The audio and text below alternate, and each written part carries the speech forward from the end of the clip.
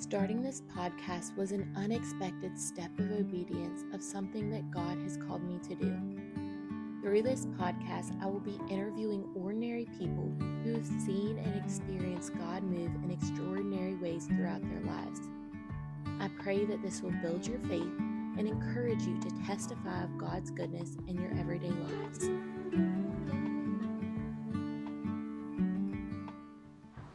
Hey guys, welcome to another episode of the Testify of God's Goodness podcast. I have here with us Cecily Malick. So I'm really excited for you to share your testimony. Cecily and I actually went to school together, graduated together, and she's got some exciting things that she started in her life right now. So just tell us a little bit about yourself. So your work or callings in life, your family, and then anything else that you'd like to share. Yeah, so currently right now, we just opened up in October, but I opened up a child care center with my father. So that's the big thing we've got going on right now. That keeps us pretty busy. But, I've got two small children, a 2-year-old and a 6-year-old.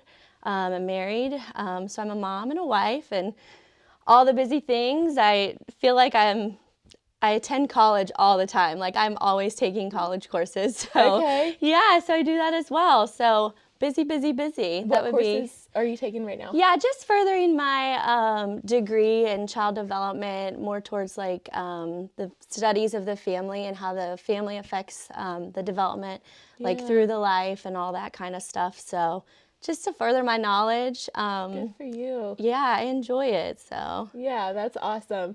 And by the way, if you want to know more about her parents, they were on the previous episode with Rob and Missy. Yes. So it was really cool to get to hear their story and then like how yours is going to tie into it somewhat. Yeah. So tell us your testimony. So when you saw your need for Christ as your Savior, when you accepted Christ, and then the transformation that came from that. Yeah, so I grew up in the church from the time I was born. So that's always been an influence in my life.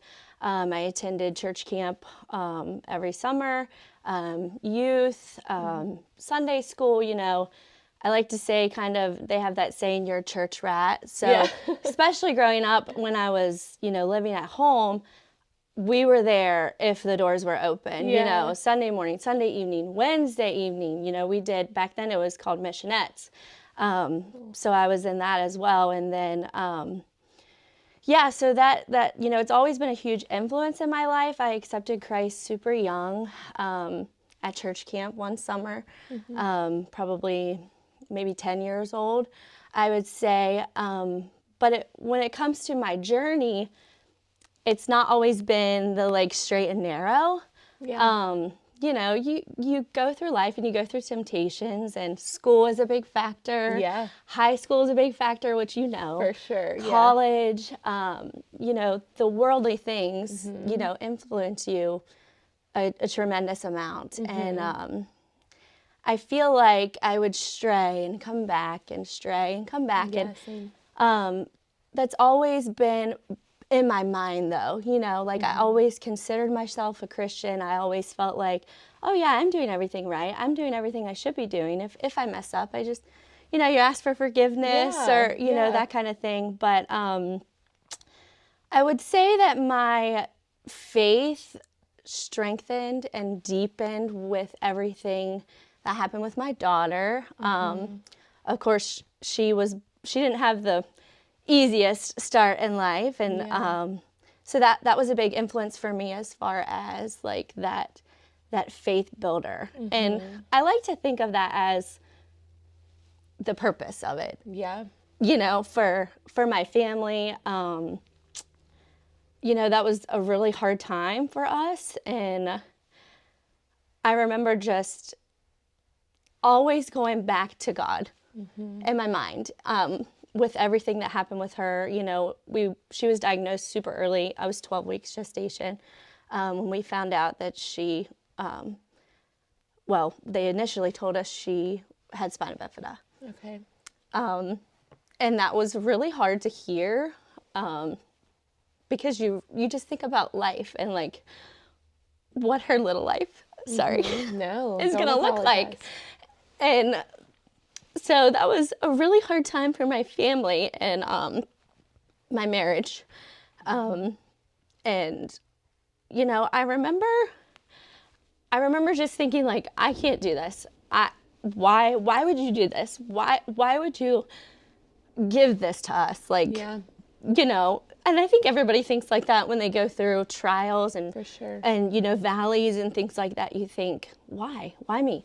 Why us? And it wasn't until about halfway through my pregnancy, we actually went back and they were going to tell us kind of like more in depth how that was going to be affecting her spine. And we went back for that, and they were like, her spine is closed, but she has this large mass that looks like what spina bifida looks like. And so they sent us, we went to Johns Hopkins, which is a great hospital. And, we ended up going there and meeting the doctors there that confirmed she had what was called a sacrococcygeal teratoma, which is just a birth defect that happens in utero. There's not really any rhyme or reason as to why it happens. It's super rare, and there's different severities of it. But actually hers ended up being a lesser severity, which we're super grateful for. But I think the biggest part for me is during that time, I really dove deep into my faith. And I remember actually the appointment that we found out, the first thing I did when I got in the car, of course, I was really beaten down, but, they say to bring your troubles to the elders for wisdom. Yeah. And I typed up this generic message. It was like, this is what's going on. I did it in my notes, and I copied it and I pasted it. And I sent it to every single youth pastor I ever had, camp counselor I ever had, elders in my church that I could think of. I had their numbers. I had them on Facebook. I mean, it was probably like 50-some people. Yeah. As in, like, this is what's going on. Please pray. Please pray. And, that community, like, really circled us and surrounded us. And That's it was amazing. such a blessing. And it was like instantaneously, we're praying right now. And we would get, responses every day. Like, how are you? How are things? And that, like, church community and church family just like itself is uplifting. Yeah. And I remember talking to Mom. Of course, you guys learned about everything that happened with her, but I remember saying to her, like, I can't do this. I'm not strong enough for this. I'm not strong enough for this. And she just kind of, I laugh at it now, but she just kind of like looked at me and was like, well, you have to. Yeah. What are you going to do? You have to do this. Yeah. And she said, and the only thing you can do is rely on God. And that really resonated with me. And my prayers kind of, before they were, please, Lord, like, when we go to this appointment, just let it be gone. Like, that miracle that you just want to, like, Absolutely, you just want that to happen. Like, you just want it to be gone and, like, not be true, or, take it away. And I feel like when my prayers transitioned from that to, okay, if this is what you have for me, give me some help. Yeah. Like, give me wisdom, give me resources, give me people, give me doctors. And that is when things started really kind of, I say looking up, but like my whole outlook on things changed. Yeah. That's awesome. And he gave me that clarity that I feel like I needed. Yeah. And I think I sent this to you prior, just about like looking for small blessings and miracles. And, of course, the ultimate miracle that I wanted was for it to not be there. Yeah. But, I started looking into the people that were brought into my life. I started looking at the faith that my husband started to feel. And that was a blessing as well. Because we have total different upbringings. He didn't grow up in the church, and it was really, really hard for him to kind of be like, I was on this positive and he was still kind of not getting that way. And I think through me being so positive, he was kind of feeling like, okay, there is something to this. If she is this way and it's helping her, there must be a reason, there must be something that's helping her along. And really, it was just my faith. And that's kind of when I really, really, really, really grasped the goodness of God. It wasn't in what I wanted, but it was an answer to my prayer that I just wasn't expecting. Just the faith and the building of our relationship together as a couple, my family, my appreciation for my family. So it was, like they say, like the blessing in disguise. That's awesome. And so now fast forward to she's 2.5 almost, and she's thriving, and everything went well with her surgeries and her procedures. And we go back every 3 months, and we go to the oncologist because she is at risk for developing more tumors and that could turn cancerous and things like that. But so far it's all been good news, and I just pray it continues to be that way. But I would definitely say, and I think sometimes that's the way for a lot of people. Sometimes it takes like one big thing to really open your eyes. And I just think about, so a couple things really stand out to me in your story. So going back even to, you said you accepted Christ from a young age, but then you were kind of like going back and forth, living for the world and then living for him, right? And like, I was the same way. I accepted Christ from a young age, but it wasn't until 2017 when God sent me, like, took me away from everybody that I knew. And I was across the country for a summer, and he just totally got a hold of me and transformed my life. And that's when I like really got serious about my relationship with him. And I was just reading in a book this morning how it was saying, like, nobody wins a battle that they pretend they're not in. And like, we are constantly fighting a civil war. So like, living for God and living for the flesh. And we are pulled back and forth because of the broken world that we live in. Like, we're going to have that struggle until we are in heaven with him, right? So just recognizing that and saying like, okay, I am in a battle right now. How can I get serious about my relationship with the Lord? We never get serious like by just standing there and not doing anything about it, but really pursuing the Lord as he's pursuing us too. So spending time in the Word, spending time in prayer, getting linked into your local church. Like, don't just wait until trials hit. If that's where you're at, and I've said this before, and like trials hit, yes, go to the church, like have them pray over you, go to other Christians, but doing that beforehand because it's going to come at some point. And then like when you went through all those trials, I've heard the analogy of refining gold, like the process of that, or even like a diamond, right? So when you mine a diamond,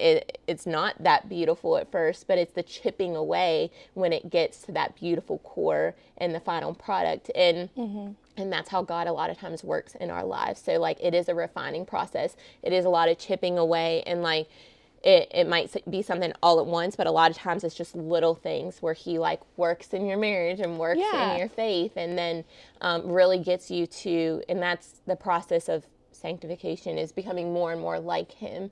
And it is, so we have to be serious about like, okay, rather than asking why, which like we've all been there. If you read through the Psalms, David asked why a lot, but asking, I know your dad was saying like, rather than asking why, he started asking like, what do you want me to do with this? Right. And it's similar to what you're saying, like God just place people. That's something that our listeners can pray, like place people in my life who can like help me out with this. Like, I don't have the strength. And a verse that came to mind last night when I was like praying over this and thinking about it. So it's Matthew 11:28 through 29. So it says, and then Jesus said, "Come to me, all of you who are weary and carry heavy burdens, and I will give you rest. Take my yoke upon you. Let me teach you, because I am humble and gentle at heart, and you will find rest for your souls. For my yoke is easy to bear, and the burden I give you is light."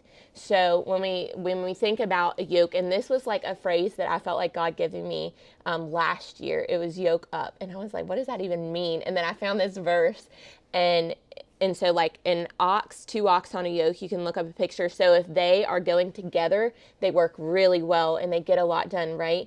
But if we are, not yoked up to God and trying to go our own way in our own strength, it's not going to work. We're going to be pulling away. We're not going to be, productive. We're not going to be able to do the work that he's put before us. And it's going to be really laborsome trying to go against him, right? But when we are going alongside him saying like, God, what do you want me to do? What's the next step? How can I be obedient to you? Like, it is a lot less laborsome, and he does give us the strength for it. Like, I've had people ask me for years, I don't understand like how I do all the things that I do. And it is because like it is what God's called me to, and he's given me the strength for it. And now like I am in a different season right now, and he is asking me to surrender a lot. And that's hard too, because I'm like, some of the things that I've had to let go are good things, but it's not God's best for me at this point in my life. And it's not for this season. So that's an encouragement for people to like, just follow God's will, quit trying to push forth in your own strength, because that's when we get so burnt out. Like, maybe take some time off of social media, because if you're comparing yourself like to all the things that different people are doing, it's their highlight reels. Like, most people aren't, and don't make Facebook or like social media your journal where you're like just letting it all out, but it is good to show like both sides, and like really get to have people close to you that are going to be real and raw and vulnerable, and say like, this is what I'm struggling with right now. This is where I'm having a hard time, because it makes you feel less alone in the struggle. And there's verses about like, as believers, we do build each other up, and being a part of like the congregation and spending time with other believers, like it is really uplifting. And that's not to say like we should shield ourselves from unbelievers. Like, no, we need to be a light in that place. But really having our core group being ones that can pray for you and pray for those miracles that you need. And really check on you and encourage you. Like, that makes the biggest difference in the world. Yeah, and I feel like, it's so much more physically exhausting to question. Yeah, that's true, yeah. Like, to sit here all day and ponder, why, God, why am I going through this? When I totally surrendered that, that was when I got the peace, Yeah, that's good. Because I just accepted it. I just accepted it, and I just knew, like, from a small child, being pounded in my head, like, God never leaves you. He never forsakes you. He never, gives you more than what you can handle, or there's a purpose for everything. God has a plan. Like, that was pounded in my head growing up. And so, like, I feel like I just went back to that, and like I said about straying, they say, like, raise them up in the way they should go. And that's I'm so Proverbs. grateful for my upbringing, because honestly, even like the small things in life, the small little inconveniences that really don't matter, just having that in my mind and in my head has gotten me through like everything that I can think of. And I hope that I can instill that into my children as well, because, that's something that just remained throughout my life. Yep. Yeah.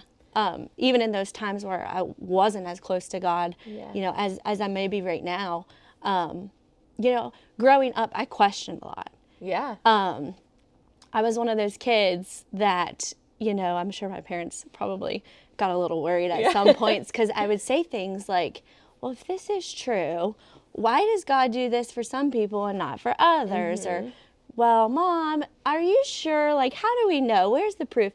And I'm sure they were kind of like, oh no, where is this going? But, I kind of fought through that, and they just remained really, really sturdy for me. Yeah.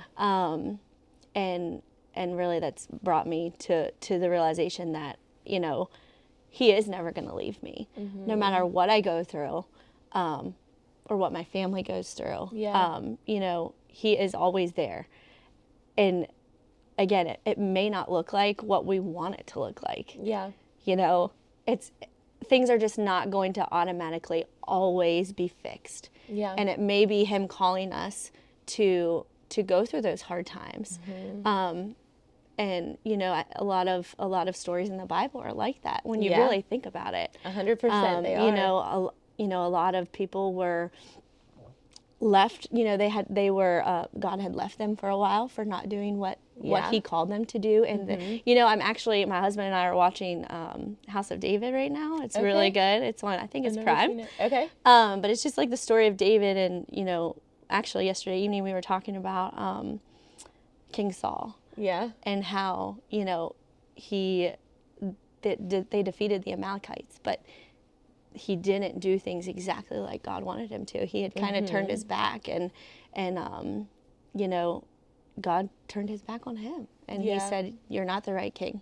And I feel like it's really hard to do that, but if we walk in the path that God has laid out for us, no matter what it looks like, if it's really hard or if it's really easy, He will bless it. Yes. In some way. For sure. Yeah. Yeah.